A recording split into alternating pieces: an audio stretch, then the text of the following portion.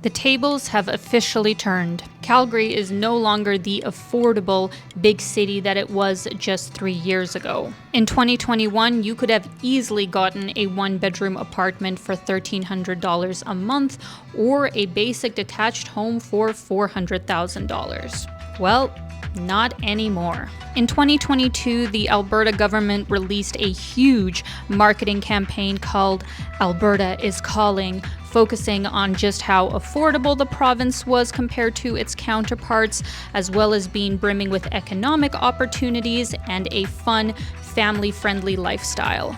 And boy, did it work. In 2023, Alberta's population surged by over 200,000 residents. While most of it did come from international newcomers, Alberta also shattered a national record for intraprovincial migration with a net gain of 55,000 people. While many cities in Alberta like Edmonton, Lethbridge, and Red Deer also had substantial growth, it was Calgary that received the biggest jump in newcomers from 2022 to 2023, with an increase of 95,000 people, pushing its growth rate by 6% that year. And while we don't know what the numbers will be by the end of 2024, it's safe to say that the trend is continuing, considering that international immigration added another almost 33,000 people to Alberta's population in the first quarter of 2024. It's understandable that receiving this amount of newcomers in a short period of time would be a challenge for any city, but the factor that really breaks the camel's back here in Alberta, and specifically in Calgary, is that there is no rent control. Well, hello friends. Welcome to downtown Calgary, where things are really going today because it is the first day of Stampede. If you don't know what that is, it's like a huge rodeo that is the biggest festival that Calgary has, and it's like a 10-day long event. The streets get crazy, there's an exhibition, there's the rodeo, it's a whole thing. But since I just got back from Southeast Asia and will be starting my Canadian content, I wanted to start with this lovely city first because it is where I live, that I'm a resident of. And I feel like I have to eat my own words a little bit in this video because it was 2-3 years ago that I made quite a few videos talking about Calgary and how I thought it was the most affordable large city experience in all of Canada. I did encourage a lot of people to move here, and I just wanted to make a follow-up sort of video because times have definitely changed. It's gone up, groceries have gone up, bills have gone up, everything has gone up. Nobody can afford anything right now. Calgary's inflation rate is higher than every other major city in Canada, despite dropping across the country. And it's the cost of putting a roof over your head that's driving up prices. My rent in 3 years went up over $1,200 a month. Honestly, just rent, it's gone up, and this is really hard to keep up with it, especially with like our wages that we're getting. Calgary's annual inflation rate came in at 3.6% in April, compared to the national average of 2.7%. So the pace of rent growth in Calgary is much larger than elsewhere. It's risen 19% in Calgary over the past year. And that factor alone is accounting for about half a percentage point of the difference between where Calgary is and the rest of the country. So on the topic of affordability, I feel like sometimes people don't really take, news stories all that seriously unless it happens to them or it happens to somebody they know. So since you guys technically know me, let me tell you about the absolutely insane situation that has just happened to my mom. So she has been living in her one-bedroom apartment in the southwestern part of Calgary for, I think, 3 or 4 years now, and has overall had a really positive experience. It's a great neighborhood, a nice building, but definitely nothing like luxurious or super fancy. And while the rent has gone up $50 to $80 per year. It has been fairly manageable, and in 2023 she was paying about 1,500 Canadian dollars a month. Fast forward to the beginning of this year, where her building actually got taken over by a new management company called Avenue Living. They own a lot of different buildings all over Calgary and also in Saskatchewan and Manitoba, I believe. But they took over her building and gave her notice just a couple of months ago that her rent was going up by $600. Like, that is absolutely insane and uncalled for. Like, there is no way that you can justify that kind of price other than price gouging. I can understand if they were going to charge new residents this new kind of price because of how much things have gone up and just, the vacancy rates. But it is a new low to charge your existing residents that much money, especially when many of them have been there for like 10, 20 years. A lot of them are seniors and are living on a fixed income. Like, that, in my opinion, is just the lowest of low. So as I said before, because Alberta doesn't have rent control, this is technically legal. There is really not a lot that my mom can do unless some kind of legislation was changed. And to see any of that kind of change, of course, people have to rally together and make a fuss. So there was actually a protest going on just a couple of weeks ago that I wanted to be a part of, that is for the residents of different buildings that Avenue Living owns here in Calgary, and I decided to join them and show my support. So we have one of the organizers of the protest here. Could you tell me a little bit about yourself and what you guys have been doing here? For sure. Thank you, my friend, for this opportunity. I am Lucia Oliveira. I live in this community for the last 5 years of my life with my kids. I am single mom. Starting January this year, Avenue Living bought our entire complex.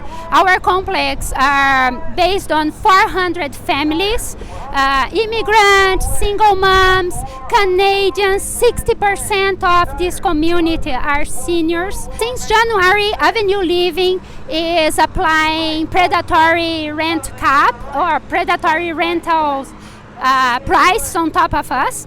The rent is being increased, in some cases, $1,500 per month. Is absolutely unbelievable, insane, unfair, and we are fighting since then, trying to protect our community. However, we are not being successful. In February, we brought to Avenue Living one proposal, very well done, and trying to explain to them that these people cannot pay for it, we cannot pay for it. And they totally ignore us. In some point we brought the attention from the TV, and Avenue Living just said that basically if we don't have conditions to live in this area, we need to go. So when you have reached out to Avenue Living, what kind of response have they given you about the rent increases or the maintenance problems? I have a 3-bedroom that went up significantly. So when I went to talk to them about the old energy inefficient bachelor-sized appliances in my suite so that I could afford to have a roommate and have more than milk and pickles in the fridge, I was actually had their voice raised at me, because I was seeking, you want to raise my rent $640, then I am seeking an increase in value for that kind of money.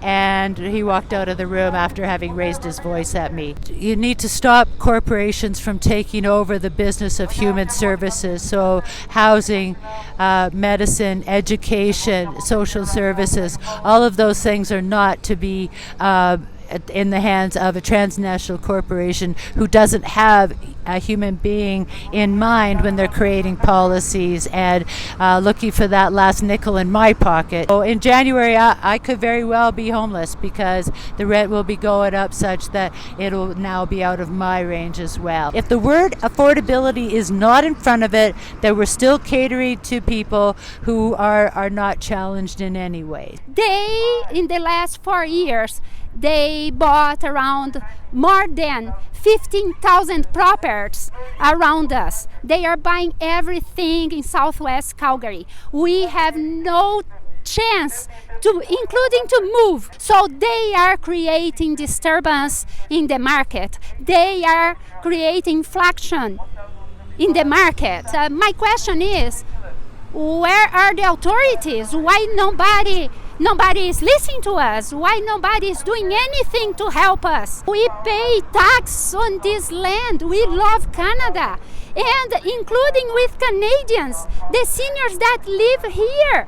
They are Canadians. They were working for their entire lives for Canada. It's not right what's going on here. After this protest happened, I actually ended up posting some Instagram stories tagging Avenue Living and, writing some choice words about how I feel about what they have done to the residents of these buildings. And I was actually surprised to see that their social media manager, whoever runs their Instagram, did reach out to me and were very, very nice.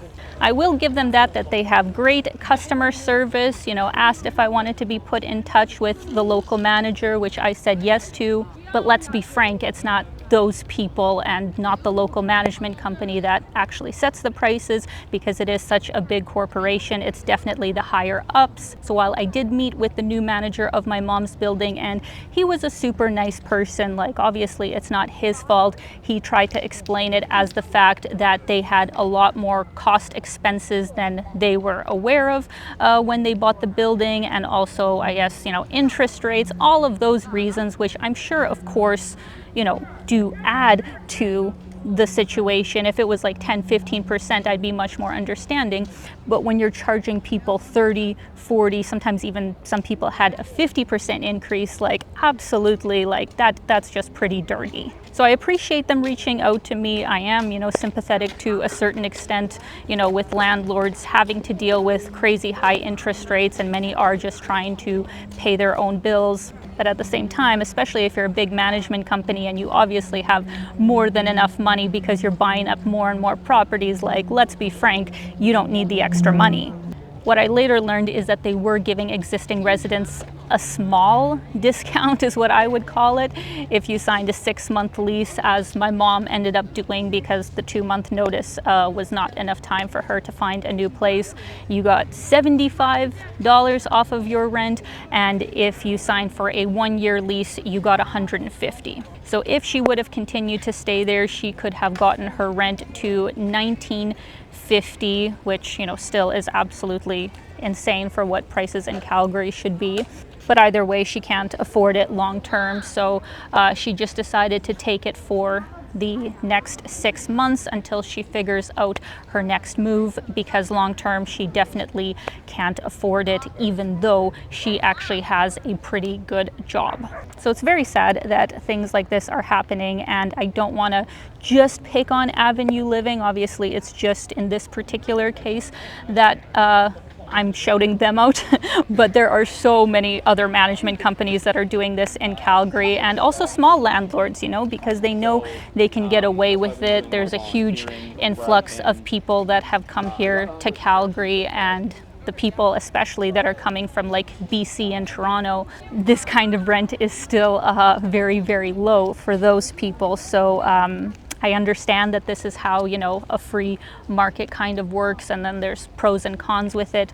But I just wanted to make this video to warn anybody who is thinking of coming to Calgary to really be careful about the kind of place that you choose to rent from, because you could get an all right rate for the first year, but the coming years after that, there really is no guarantee, unless you get it in writing, how much your rent may increase. Don't get me wrong, I still think Calgary is lovely. This is a fantastic city.